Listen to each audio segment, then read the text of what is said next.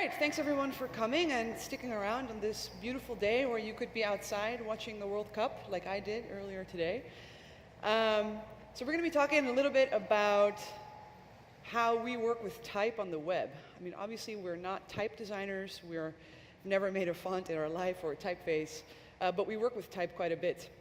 But one thing I want you guys to know, since we are web designers, unfortunately, if this thing works, it doesn't work. All right, grab mine. All right, this is better.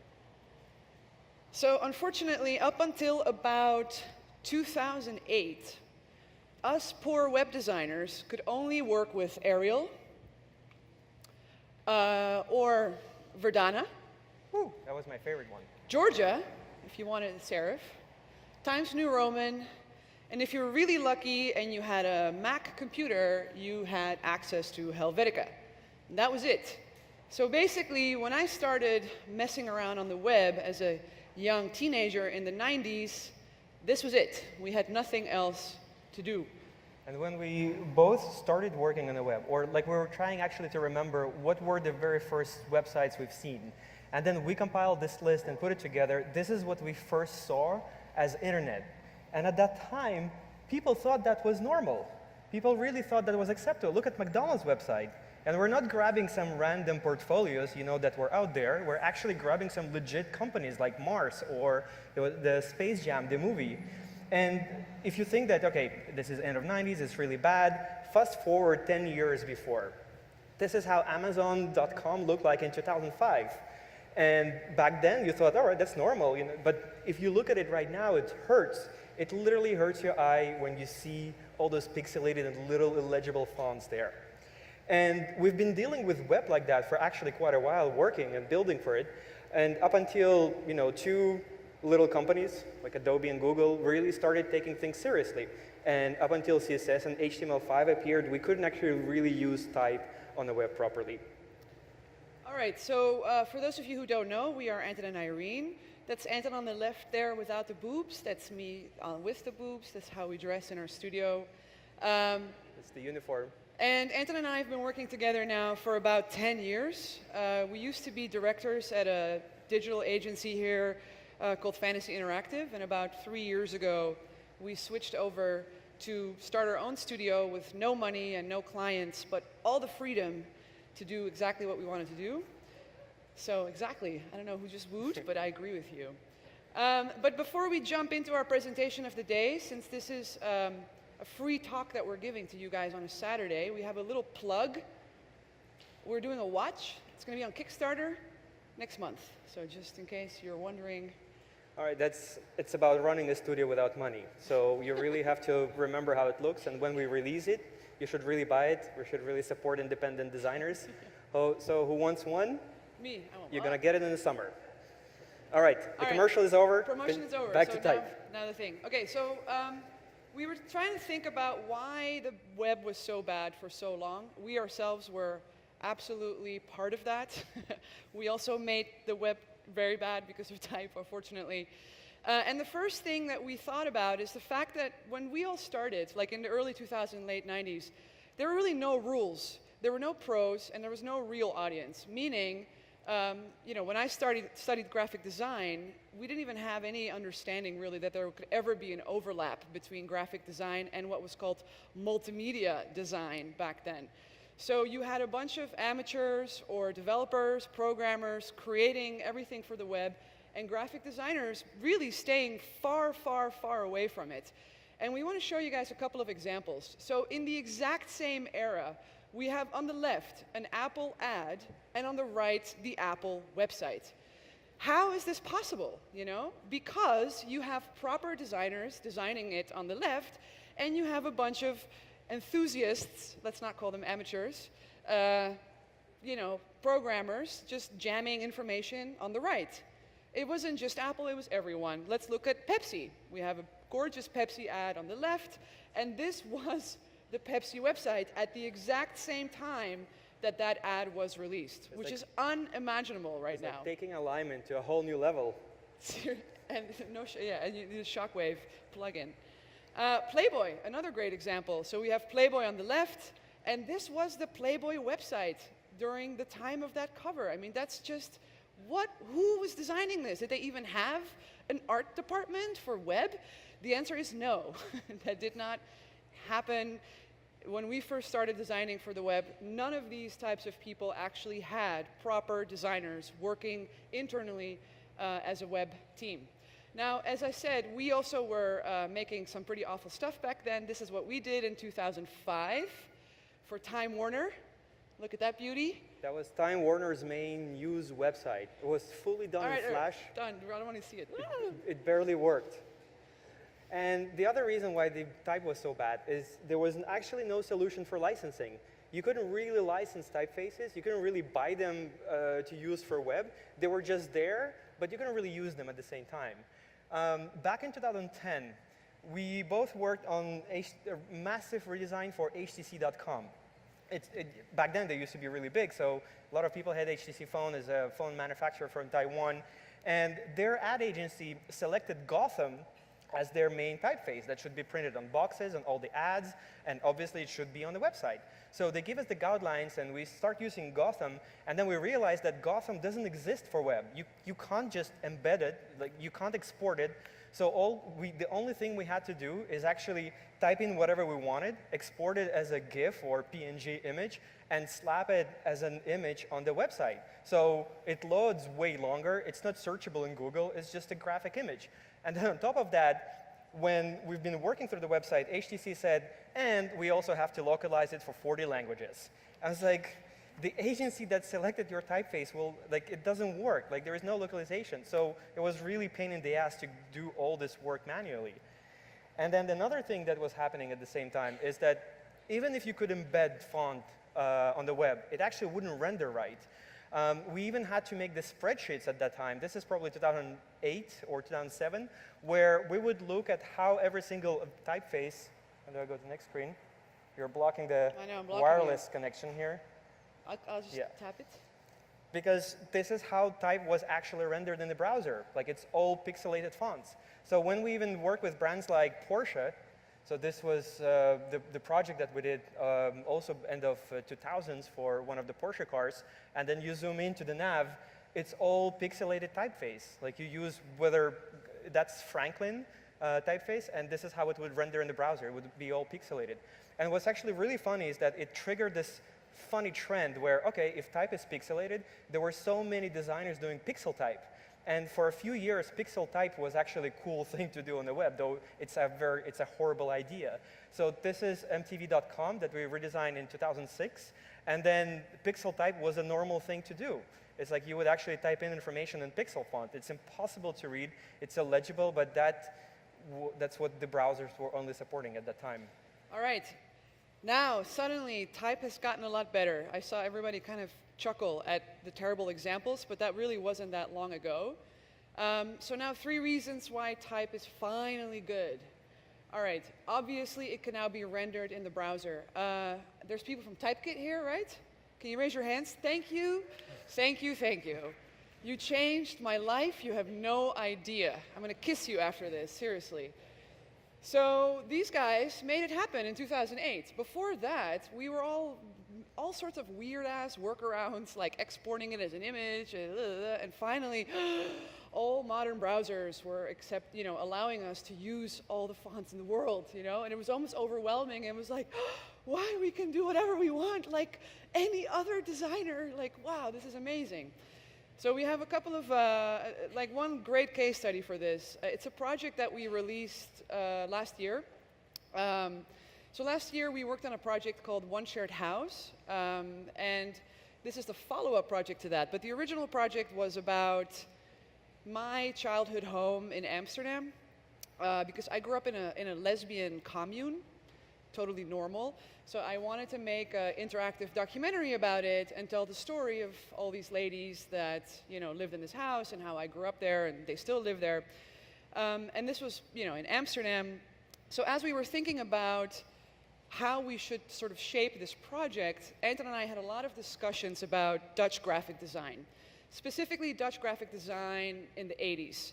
And one of the key things that we decided was the best way to make this project feel like Dutch graphic design, is to really look at the way type was used in the 80s in the Netherlands.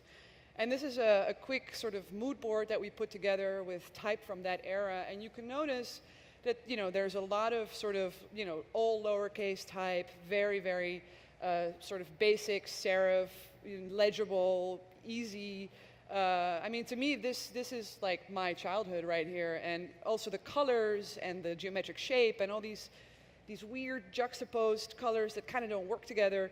So we wanted this experience to really feel like this. And when we went to Amsterdam to start working on the project, we went to Karel Martens' studio, who was one of the people that really did that work. And we asked him basically if we could rip off his work. So this is a spread from Karel Martens, and this is a screen that we did, to showcase the results of this documentary, which I'm not going to get into the whole story of this project because we only have 10 more minutes. I saw your flag. So the idea is that this is an interactive sort of application where you can apply for a co-living or communal house in the year 2030. And you can see the type is really that type, and the colors are really those colors. And it feels like that era of Holland in the 1980s. If you're interested in checking it out, just go to onesharedhouse2030.com and you can start playing around with all the stuff. And what's interesting here is that you see this project doesn't use a single photograph or a single image asset. It's only typography and shapes. And in order for people to explain the project, when they first come to the website, we wanted to create a video that would explain the project. And we agreed that we're not going to use any images, any image assets. We're only going to use typography, color, the color of the project, and this abstract shapes to try to tell the story. So we wanted to show that clip. And this has audio, by the way. Let's see if it plays. Yeah.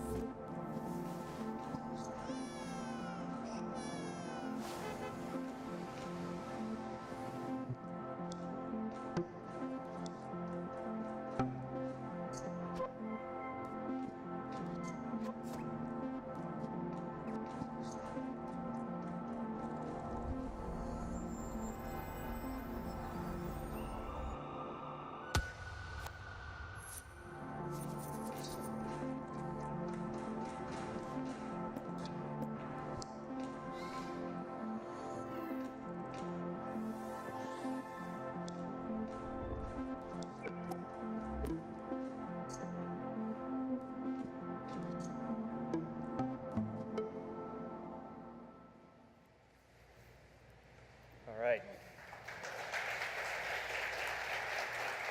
All right, thanks. OneSharedHouse2030.com. Visit it today. We'll check Google Analytics. We'll know if you came or not. The next project that we had a lot of fun working with was for a friend of ours, Chantel Martin. She's an artist here based in New York. And she came to us not only to asking for a new website, but she asked us to develop a new brand that can be used digitally in a really interesting way. So a couple of first things that we did, we started looking for typefaces. And it's interesting that Chantel is known for the type of artwork that you see there on the background that we're kind of fucking with, with like messing around with the mouse cursor. But she wanted to have a brand that will work not only with those type of illustrations, but if she does collaboration with other fashion brands or she does exhibitions and things like that. So we selected this typeface for her because it really represents Chantel. It's super bold, has very little negative space. It's black and white. And this typeface it's called Commissar. And when we set it exactly like that, we found out that we have this little poster area here in the corner that we can use for different type of announcements. And essentially that turned out to be the brand. You can write the name of the collaboration, the section of the website. You can announce exhibitions and do pretty much anything you want. And what's interesting for us as designers and designing for the screen is that most of the time people select typeface or they create a brand and they slap it in a logo and then forget about the rest of the web. All the other pages, they look really standard. So it's important for us, whatever work we do, we actually try to extend it on multiple pages and on other types of experiences. So this is, for example, navigation for the site. So when I click on the nav, I would kind of get this extension of the brand even further on to other pages. And then besides that, we also then actually, it was our first project where the digital informed the physical. So we did this whole other, we did bags for her, we did all sorts of collaterals, we did a wall for her for one of her exhibitions, and then boom, she got a thing with Puma, and all of a sudden our logo, which was technically designed by 2 web designers, was all over her Puma stuff, which was pretty awesome. So I think this was for us kind of the first time that it was the other way around, where it wasn't informed by graphic designers, but the web actually informed what the physical ended up being.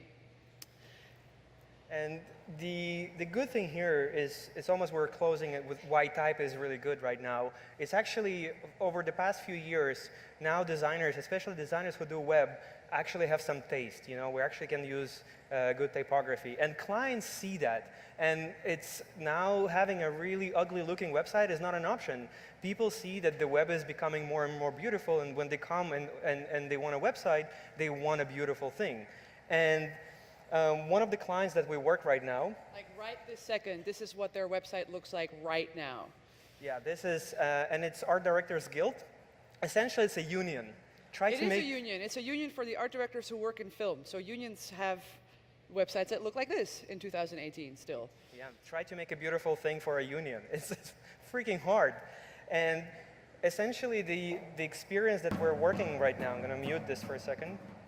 The entire site actually doesn't really have a lot of assets, and the entire experience is based on typography. Sometimes you would see assets of people who do set design, art directors for the movies, production designers, but the rest is just typography. And one thing that I always envy graphic designers is when they design poster or book, whenever they set type, it remains there forever. Like if I put it right here in the corner, it's there. And for the web, it's really hard because that thing has to work for so many resolutions, for phone, for landscape, and then your client accidentally buys a Samsung phablet with a random resolution and experience doesn't really work there and they're calling you angry. It's really hard to make type look good on the web in all these random conditions. And then the other thing that we were part of the nightmare that was the relaunch of the Met brand. I don't know. You guys laugh, so you know. Oh, you heard about this? Yes. We were in the middle of that shitstorm. It's a little museum in Central Park. It's apparently some small museum on the Upper East Side that changed their logo that everybody loved, that one. So we didn't do the logo, we didn't do the type, we didn't do the brand. That was all Wolf Olins, it wasn't us. But we did do the website. So, and that's another thing that's really interesting. This project, this web redesign, took about a year of our lives, which is a long time if you think about it.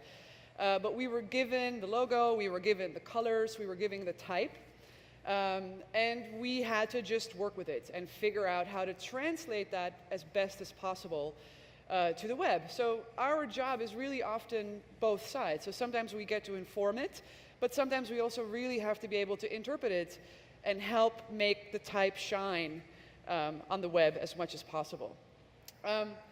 So since we have 2 minutes left, I saw your flag. Just want to say that to this day, in Clojure, in 2018, the most popular typeface is still Georgia. The second one is still Arial. The third is still Verdana. Even though these guys here from Typekit give us all the options, this is still what we have in 2018. And what's even funnier is if we start to think about the future, so what's the next wave of digital design? Maybe environmental space, you know, maybe HoloLens, all of that stuff, right? Surely they have amazing type by now, right? The HoloLens has it all figured out. Well, if you look at the current very popular app that actually does use Typekit, and it is a great app, and it sets type for you in your little HoloLens thing, what are they promoting on their website as the typeface? Georgia. And with that, we will say thank you. Thank you.